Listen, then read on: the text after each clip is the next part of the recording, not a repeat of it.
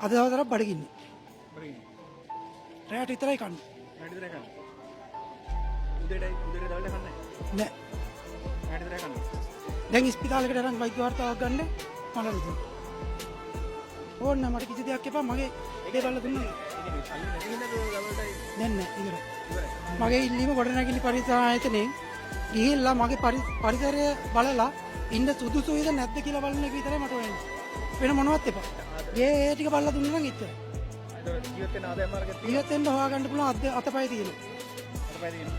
අතපය තියෙනවා ජීවත් වෙන්න මොනවා හරි කරෑකි. හිඟා කන්නේ නැතුව ජීවත් වෙන්න පුළුවන්. නැති මිනිස්සුන්ට දෙන්න. නැති කට්ටිය හොයලා බලලා ඒ කට්ටියට දෙන්න. මොකුත් වෙලා නැහැ. සීරීමක්වත් නැහැ. අද ගියොත් අද කාලා බීලා ඉන්න පුළුවන් තත්ත්වෙ මගේ ගේ තියෙනවා. අනිත් කට්ටිය වටේ මිනිස්සුන්ගේ පෙලක් කට්ටිය ඉන්නවා මෙතන. කිසිම දෙයක් නැති මිනිස්සු ඉන්නවා. වටේ පිටේ ගෙවල් නාය කියලා තියෙනවද? මගේ මීටර් 300ක් 400ක් යෑම විශාලම නාය කියලා තියෙනවා. අම්බලගන්නනේ. අම්බලකන්ද නාරංගලද.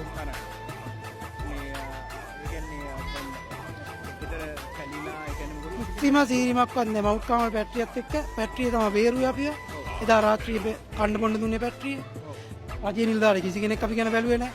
මම පානදුරේ දක්වා කතා කරා අපිට උදව් ඉල්ලලා. කිසිම තැනකින් උදව්වක් දුන්නේ නැහැ. ගමේ තරුණ පිරිස ඇවිල්ලා තමයි උදේ 10ට 11ට විතර අපි බැටරියෙන් එළියට ගත්තා. දැන් මෙච්චර මේ වෙනකන් මම කිසිම දෙයක් කරන්නේ නැහැ. වතුර බෝතලයි මෙතන මේ මහත්තයෙක් ඉන්නවා. එයා මං එනකොට මට බත් පැකට්ටයක් දුන්නා. ඒත් අම්මා බලන් විතරයි මං ආවේ. ගොඩනැගිලි බලලා සහනදායි මුදලකට පොලියකට ඉඩමක් ගන්න දුන්න නම් එච්චරයි. දැන් මේ නිවසේ ඉන්න බයක් දැනෙන්නේ නෑ කොහොම මැරෙනවද මහන්ත? දැන් ආයෙවල් දෙකකට ගියා. මැරෙන්න බය නෑ.